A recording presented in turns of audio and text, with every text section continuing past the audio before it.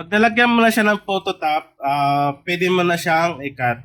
Ayan, ikakat mo na lang siya gamit yung gunting kung wala kang cutter platter. So, manual mo na lang yan. Okay guys, so sa materials muna tayo. So, ito yung mga materials na ginagamit ko pa nagpiprint ako ng sticker. Okay, so syempre, kailangan natin ng pigment ink. Ayan, Kuyi yung brand na ginagamit ko kasi mas gusto ko yung output nito. Ayan, so pigment ink yung ginagamit ko. Okay, for colors lang din naman yan. Ayan. Tapos meron din tayong iTech vinyl. Ayan, so iTech vinyl sticker, ang ginagamit ko ay matte. Ayan, pwede ka gumamit ng glossy. Pero mas kabisado ko yung matte. Mas gusto ko yung matte. Mas maganda yung kapit sa akin. Ayan. Mas maganda yung kapit niya na matte kaysa sa glossy. Para sa akin lang yun Pero pwede ka gumamit ng glossy. Ayan. So ito yung ganyan yung itsura niya. May check yan. Baka kasi malito kayo. Pag bumili kayo, ang mabili nyo ay transparent. Ayan. Transparent. Meron kasi transparent na iTech vinyl. So hindi ito ang pwedeng gamitin. Pero pwede naman, kaso nga transparent yan. Pero dapat ang bibilin mo yung matte or glossy. Okay, so iTech vinyl para sa ating sticker. Ayan.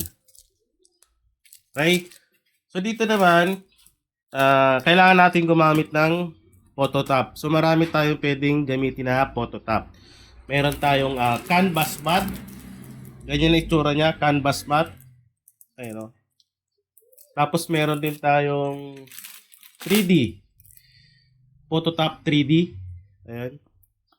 Kailangan nyo na lagyan ng phototop para hindi ma-scratch yung sticker natin. Okay? So meron din tayong matte. Ayan, yung matte lang. Kasi kanina canvas matte Ayan. So meron din tayong holographic rainbow. Ayan. So holographic rainbow yan. Magandang effects nito sa sticker. Okay? So meron din tayong yung 3D kanina. Ayan. Meron din tayong glitter na effects para sa ating phototop. Okay. Meron din tayong holographic broken glass. Ayan, Ayan. So meron din tayong leader.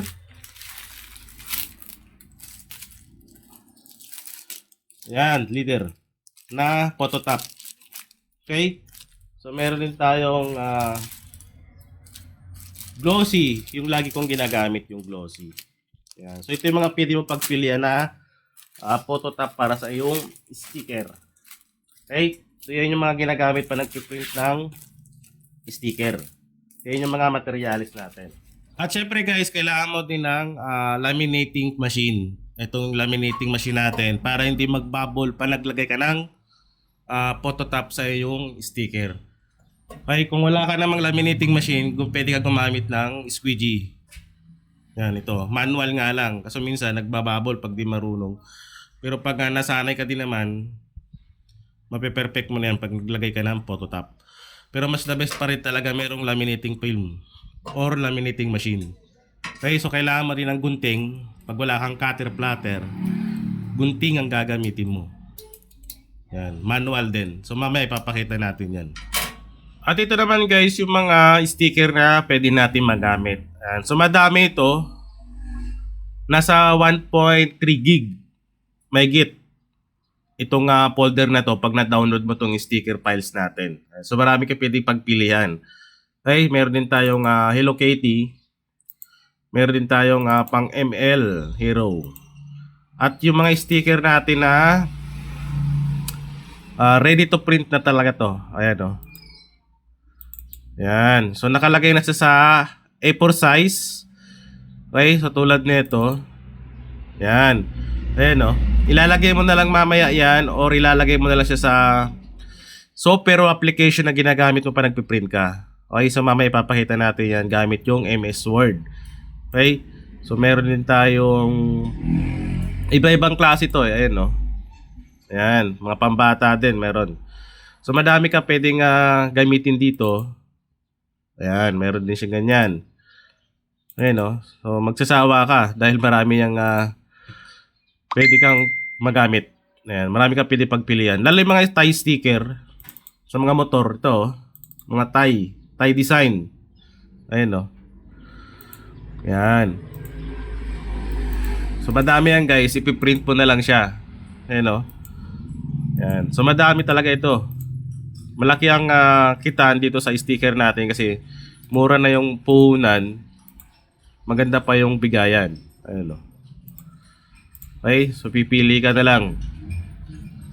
Kung subscriber ka sa page, makukuha mo ito dun sa ating group. Ayan, libre lang yan para sa mga subscriber natin. Okay? Dito. Diba, ang dami. So pag nakapili ka na, ang gagawin mo dyan, ilalagay mo siya sa software o application na ginagamit mo pa nagpe-print. So ang gamit ko ay MS Word. So andito siya. Ni-size ko na siya sa A4 size. So lagi nyong i-check muna bago kayo mag-layout yung size nung papel. Kasi yun yung size nung iTech na gagamitin nyo para hindi siya sumobra or kumulang pag ni-print na. So dapat naka A4 size. Tapos isasakto nyo lang siya doon sa papel para malaki-laki. Ayan, tulad nyan. Ayan. Sa pag nag-print ka naman, kailangan punta ka lang doon sa printer properties. Yung paper type iset mo ng glossy. Ayan. Tapos yung quality pwedeng standard, pwedeng high. So depende sa inyo yan. Sa akin, standard lang okay na kasi glossy naman yung ating paper type. Matingkad din naman yan. Okay? So yun lang naman yan. Tapos click mo na print. Yan. Tapos lalagyan na natin siya ng phototop. Okay guys, so ito yung magiging result niya. Ayan. So standard lang to Ayun, napakaganda oh. Ang tingkad ng kulay. Ayan. So pwede mo pa siyang set sa high. Sa akin kasi standard lang. Goods na. Ayan oh. Di ba? Napakaganda ng kulay. Ayan. Paano pag naka-high yan? Standard, glossy lang, okay na. Okay? Ayan. So, pag nag-print ka ng sticker, kailangan talaga ay pigment yung gagamitin mo. Okay? Pigment ink para mas maganda yung result. Okay? So, hindi pwede yung dye ink, hindi rin pwede yung sublimation ink. Okay? Kailangan pigment ink lang. Ayan. Para yung result, maganda yung output niya. Ayan o. Diba? Tapos lalagyan na lang natin siya ng phototop mamaya. Tapos ikakat na natin siya. Okay? So mag-print lang tayo. Hintayin natin yung mga nakasalang pa. Ayan. So L3210 lang ang gamit kong printer. Tapos pigment ink. Okay guys, so pagkatapos natin siya i-print. So ito yung result niya. Ayan o. Napakaganda ng kulay. Ayan. So ganitong itsura, ganitong sticker, mabenta to sa mga motor, tapos yung mga tricycle natin diyan. Ayun oh. Di ba? Ayan. So gagamitan natin siya ng apat na klaseng phototop kasi apat yung ginawa natin sample para makita nyo rin yung result niya. Ayan. So gagamitan natin siya ng 3D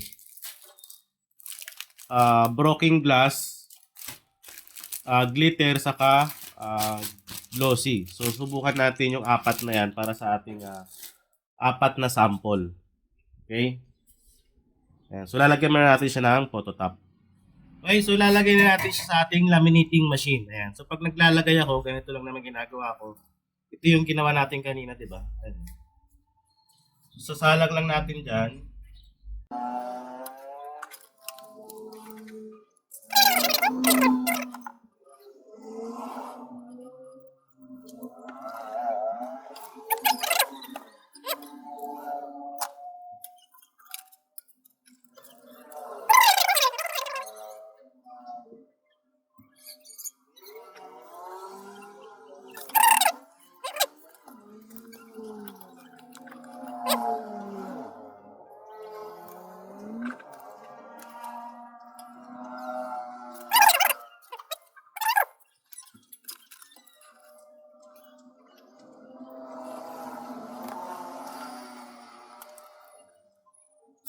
Siya ng phototop, pwede mo na siyang i-cut.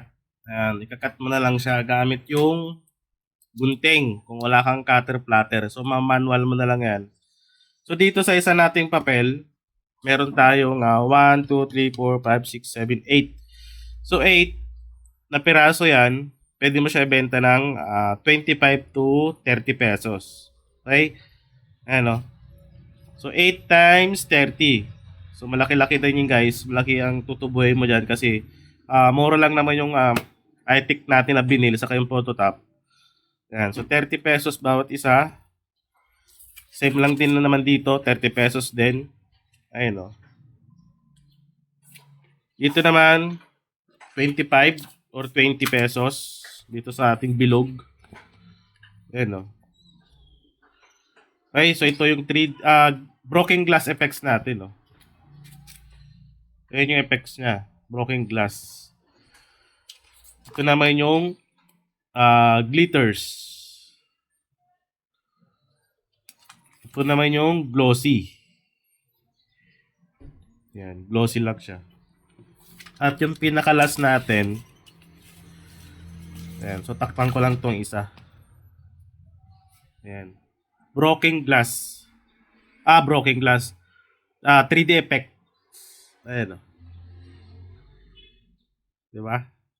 Ganda. 3D effects, glossy, glitters, broken glass. Okay? So, i-cut na natin para ma-display na.